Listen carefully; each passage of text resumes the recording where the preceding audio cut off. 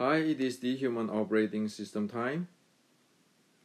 So this morning I share a video named as What Can You Expect from Your Wing Chun Training? And after that I received many messages from our Wing Chun friend asking me the questions of is Chi Sau practice equal to fighting? Even though in this video I have shared on this issue, however, it seems that I better to make it more clear. So that's why I make this video for you. First of all, when we want to talk about Chi Sau and fighting, we need to face the reality of what exactly is traditional Chinese martial art teaching us. So let's go. So as we know from the other video that we map the ancient Wing Chun, the 1815 Wing Chun into sport science. While the notions of map the 1850s Wing Chun into sport science is so that we be able to face reality, because it is already more than 100 years later. So we want to know what exactly happened. So in Wing Chun Inceptions, I have this H model which is map out the physiological states of the training, and then of the 1850, and then the training goal. What is it about? And then this is all the sport science. Okay, so we map whatever is in the 1850s Wing Chun development or training into sport science. That way we can have a clear view of what is going on. So this H model can be like a map, and so we be able to see what it is. If we can improve it, we improve it. If we missing something, we can actually put it back whatever is missing. So we know that the ancient Chinese martial art training, the comprehensive sequence is we'll have some type of this Nezhua Qi, like the Zhanzhuang stuff, and then we have this Xing Qi to Dantian stuff, like when you're playing the Xiu Lim Tao sets and different sets for the internal art sets or the Qigong sets. And then we have some type of seven bowls handling, where one be able to practice how to handle different strength or force applied to one's body. And then after that, that is where Chi Sau located in this process, in this training sequence. Okay, so Chi Sau is actually a transition here from this strength handling and body handling transitions, and then it get to the impulse momentum handling. That's where you have start to have the sparring, those stuff. And then from the sparring, of course, you get into the real fighting. So if you look at the ancient Chinese martial art training in the comprehensive sequence, you can see that it is start from here, it develop up, meaning that the intensity from this low intensity, like this is the Zhanzhuang, like the meditation type of thing, it just move upward to the really high intensity in the fighting, which is the full accelerated impulse momentum handling. And Chi Sau is here. So it doesn't matter it's Wing Chun Chi Sau or the the other styles, push hand and so forth, it is belongs to here. It is not yet fighting. So practicing Chi Sau is not going to get one to be proficient in fighting, because the intensity of the Chi Sau practice is not high enough into this full accelerated impulse momentum handling. Well, for example, in Chi Sau, we're just standing there. That is very different than in the real, the fighting, where the body is moving, the speed is high. So if you calculate the momentum, physically, in physics, we calculate the momentum of the activity. Chi Sau momentum is not intense, not high enough as in the fighting. So that's why, to answer the questions, Chi Sau, training Chi Sau, fighting, well, training Chi Sau is a transition from the solo practice or the conditioning practice towards the fighting. However, this is just a transition. This Chi Sau training will not get one into the high intensity fighting or the full accelerated impulse momentum handling. That is the reality. Okay, so we cannot say that, well, because we train Chi Sau, then we be able to sense force or sense strength or Fa Jing. They will be able to apply in fighting. No, it cannot be, because as we know in physics, the impulse momentum calculations, namely your body weight, your speed in the fighting, is much intense or higher than the Chi Sau. Okay, in the Chi Sau, your body don't move as much as in the fighting. So if we look at that, like usually we say that P, the momentum, is equal to mv, mass multiplied by speed. Your Chi Sau simply don't have that compared with the fighting. Okay, and then with this momentum, high momentum, you have the high impulse. So Chi Sau itself will not be able to take it if we just train Chi Sau. Even the normal sparring,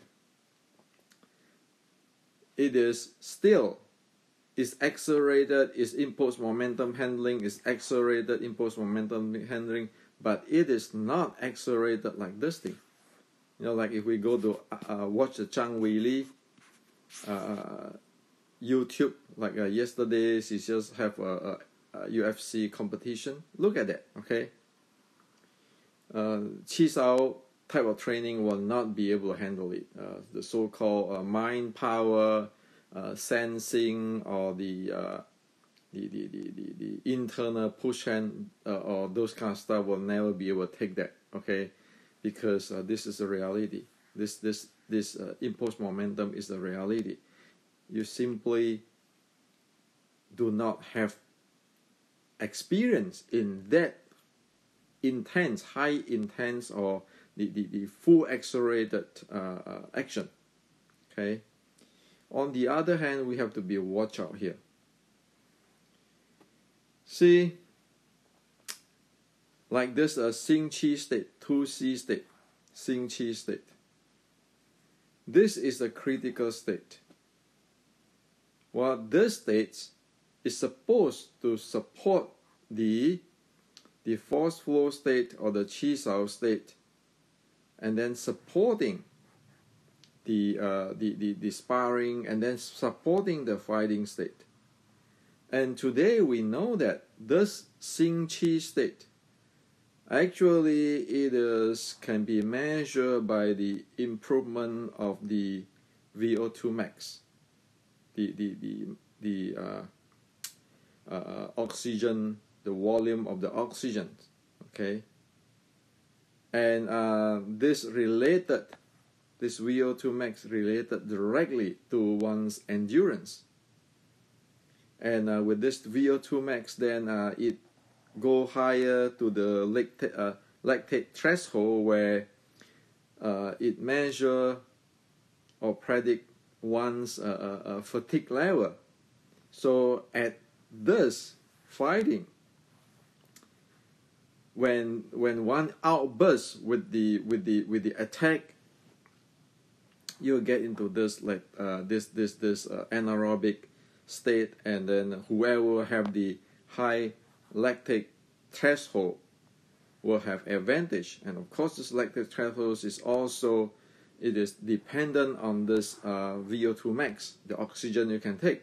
Okay, so however, it just it based on, in traditional Chinese martial art, is based on the Xing Qi capability. So from here we can see two things. One is the intensity of the what do you call it, of the momentum. Okay, the intensity of the momentum. The intensity of the momentum. Another one is your capability of your oxygen, and then your energy generations, because you need that in the high intensity. Chi Sau simply, it is in the middle of the way, in halfway. It is the beginning, it's the transitions. It never get into the states. So that is the reality. And the beauty, if you want to look at the beauty of the ancient Chinese martial art training, the comprehensive sequence, is that, you see, it gets from here, from this to here, is your intensity keeping raising. And however, on the other path is going back to recovery. So that's comprehensive. And so of course today we can use all this gadget to measure what we mentioned just now about the imposed momentum, like using this gadget. Okay, the force tracker, the speed, the endurance, and then using this measure the VO2 max, and then this the lactate threshold. So we know, can the body do it? So this is the path of, can the body do it? Can the body do it? Over here is, can one handle the momentum? Okay, so we know here, this is not the level that one be able to handle the imposed momentum, and not having the training for the body conditioning, for one have the energy, the breathing to support it. Okay, so this is what I'd like to share with you today. This is important, that we need to know where we are. In this training, we need to know where we are. So unless we know where we are, what are we training? Are we training the handling of the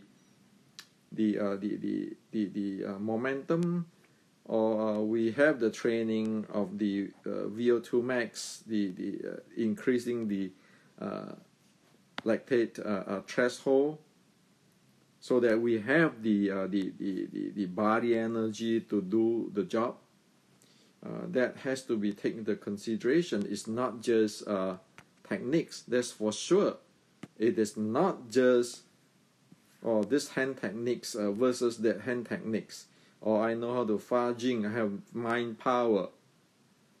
It is a different game here. This is a different game compared with in this area. Different game in terms of momentum. Different games in terms of the body energy, your oxygen intake, and so forth. And as we know that when we get to anaerobic, then we use glucose, or body glucose, okay, because it go up to another level when we want to have the outburst of the power, okay, is beyond the aerobic. or using of the oxygen. Okay. So I hope that this is clear for you, and this is really important. Okay, in the aerobic, we have adequate oxygen to support our motions, our action, our handling. However, when you want to upburst, you will get into the anaerobic, and how good is that system of handling the body energy is a big thing. Okay, so it's like you have say 6-cylinder car. You want to run this fast in terms of momentum. So you want to run this fast in terms of momentum.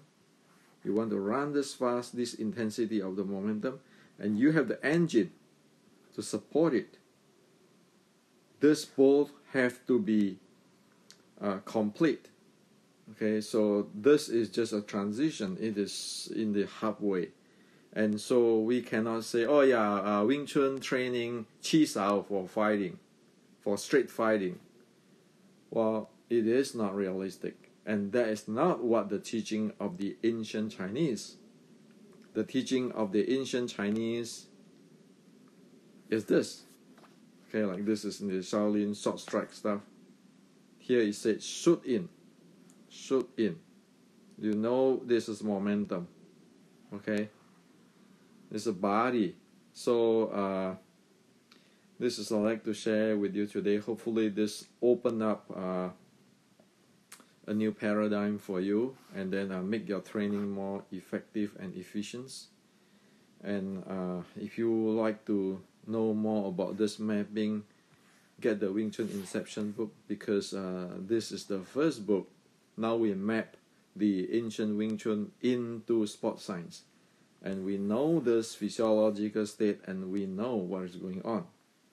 Okay, so with the new gadgets today, we can actually train very effectively.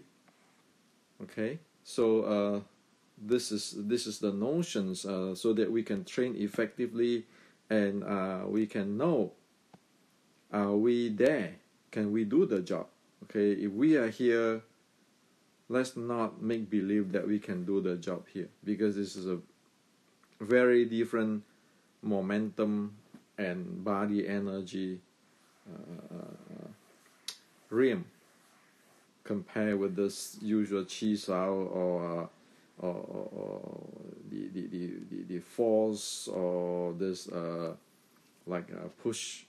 You can push one guy, or those kinds of demonstration stuff.